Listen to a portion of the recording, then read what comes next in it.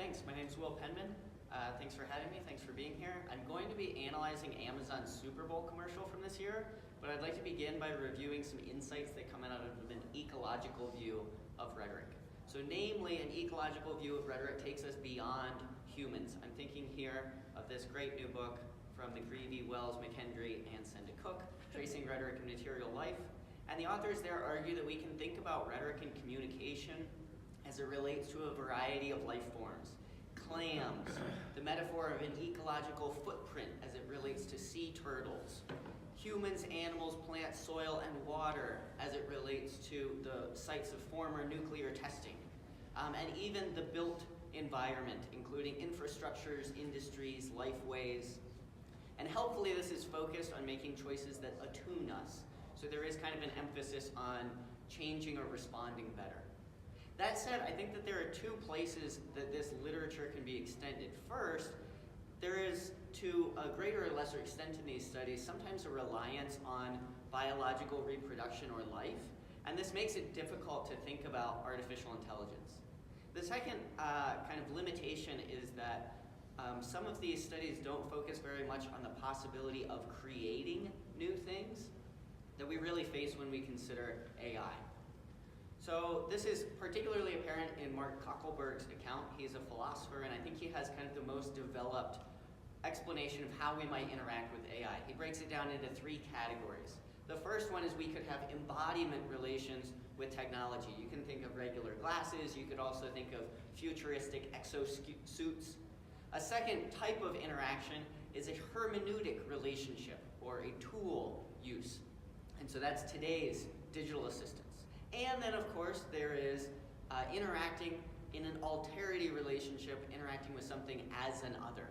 And so really we have this implicit possibility of moving today's technology, relating to it as a tool, into relating to it as an other. So coming out of this existing scholarly research, we see that a very important scholarly question is, what selves should we cultivate in our ecologies? If we take an ecological perspective, we have this question about, could AI join this in certain situations or configurations? And so this paper analyzes Amazon's Super Bowl commercial from 2018 as a kind of way into this. You'll see that it has almost 50 million views, so it's a very popular articulation. And the overall plot is that Amazon's voice assistant, Alexa, loses her voice and then has to be replaced by multiple celebrity voices. That goes terribly, and so at the end, then Alexa recovers her voice and the plot is kind of resolved. So I'm going to read these celebrity replacements as arguments about the possibility of encountering AI as another, because it's disrupted from this tool relationship into an actual person who's responding to all of these requests that we're making to AI. So of course, we can read this in a more commercial way. There's 5 different scenes, and look, Alexa products are so inclusive. You have men and women, from teens, 30s, middle age, kind of a retired age person. Oh, you have multiple product choices. You can have it useful throughout your home, and it's useful with a variety of tasks. So obviously you can easily read this argument, you should buy Alexa products. But Amazon has a vested interest in how the public thinks that AI should develop. They are part of the big 4 tech companies, including Google, Amazon, Facebook, and Apple. There are other companies that are working explicitly to develop generalized AI, like DeepMind and OpenAI. And then there's movies and other media that portray the possibilities of this happening, like Westworld and Ex Machina, and usually those are kind of dystopian views. Moreover, things that start out as speculative, because this is just kind of a funny commercial, can sometimes become real. So Isaac Asimov's laws, which were designed for science fiction, have now come to kind of be taken as a semi-serious proposal for interacting with future robotics. So I'm going to really be pursuing this alternative question or argument responding to, should we pursue alterity relations with AI? And I think it's just kind of interesting that actually audiences are picking up on this argument rather than the commercial-driven one. If you look at the top 100 comments that YouTube selects out of the thousands that are there, we can see that 27 of them respond to this alterity argument. Most of those are positive, like, can I get one of those with so-and-so's voice? Sometimes they put in other ones. A few of them are negative, and then a couple are kind of unclear, like Gordon as an alarm clock, just imagine. It's hard to tell whether they're in favor or against that, but they're responding to that possibility, right? In contrast, there are only 2 comments out of these 100 that even vaguely respond to the possibility of buying Alexa on the basis of kind of its usefulness or utility or whatever. And that is mostly great ad. So I gave that to that one. So really, audiences are really responding to this alterity relationship. How is this set up? Well, set up as a joke by losing your voice and then signaling that this is impossible. And so, okay, now we can really play around with this silly idea. But I think what ecological rhetoric does for us is it gives us this concept of concern and care that also sets this up as an argument. Namely, there is personal concern when the woman in the first scene brushing her teeth, when she hears Alexa start to cough, she pauses and she says, "Alexa?" So there's this personal concern, and then this is represented on a public scale through this explanation of the news reporter saying, Alexa has lost her voice. So we see both. There's also kind of an implicit standard for resolving this question. We see through the background that this is a corporate setting, and the way that this is set up here, talking about will this work, signals that there's an economic incentive here. So Amazon is trying to kind of move us toward a certain way of resolving this argument, which centers on economic kind of response. Okay, so now we get into the main 5 scenes that each present different possible alterity relations. First is Gordon Ramsay, who I will argue has something to do with masculinity. So he is famous as a chef with a variety of TV shows who is known for yelling at incompetent chefs. And the way this scene plays out is that a guy in a kitchen says, Alexa, show me a recipe for grilled cheese sandwich. And then, by the way, my notation here, italics, means like off-screen, kind of a voice that you can't see the speaker of. So we hear Ramsay's voice start to yell at him, and then it moves so that we can see him physically here. And he gets very angry and says, if you don't know how to make a grilled cheese sandwich, its name is the recipe. And then it bleeps it out visually and auditorily, although I think it looks like dumbass. And then he goes, ah! Okay, so first read on this is we should avoid alterity relations because it might make fun of your requests. But the force and complexity of all of these arguments comes from their interaction with different kinds of privilege. So it's worth revisiting the scene for a closer look. Notice that Ramsay here represents a kind of modern man who is strong and athletic, see his workout clothes and rowing, but as a chef, he's also good in a kitchen, which is traditionally gendered as feminine. And so here, his frustration at the guy is actually also related to his performance of masculinity. And so the argument becomes a little bit more specific here. Not only could AI make fun of you, it could also challenge your masculinity. And essentially we're going to see this repeat with all of these different scenes. So the next scene is Cardi B, which in this scene I think relates to intellectualism. Cardi B is a rapper who started as an exotic dancer. And in this scene, there's a guy at his desk, kind of looks like he's doing homework, who asks, how far is Mars? And Cardi B responds and just completely says, how am I supposed to know? I've never been there. This guy wants to go to Mars. So what's the alterity threat here? It's that AI might dismiss your questions. But as before, we can go back. So what's interesting here is that notice that Cardi B not only reads visually as kind of a person in color that I would say is a little difficult to place racially, but also through her speech, she marks herself as African American through I'd never been there before and this guy want to go, which is kind of deviant from like standard American English, right? So she's marking herself as black through the way she's talking.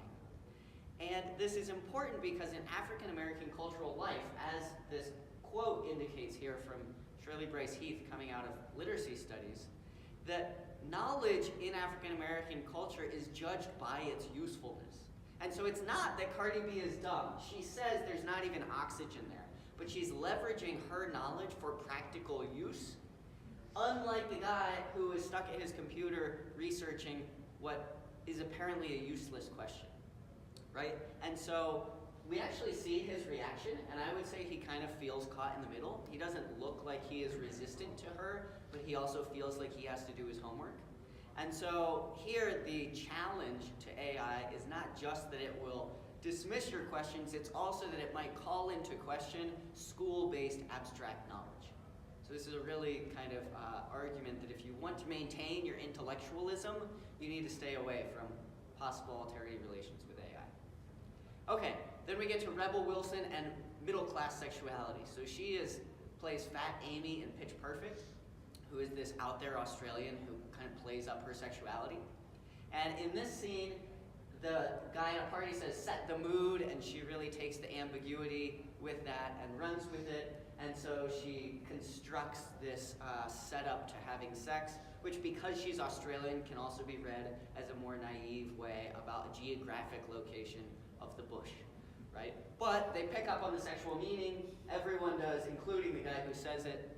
And so the argument here is, don't create this kind of AI. It could make things sexual in front of your friends. And I would say that this actually is also kind of a middle class hesitation or prudery around sexuality here.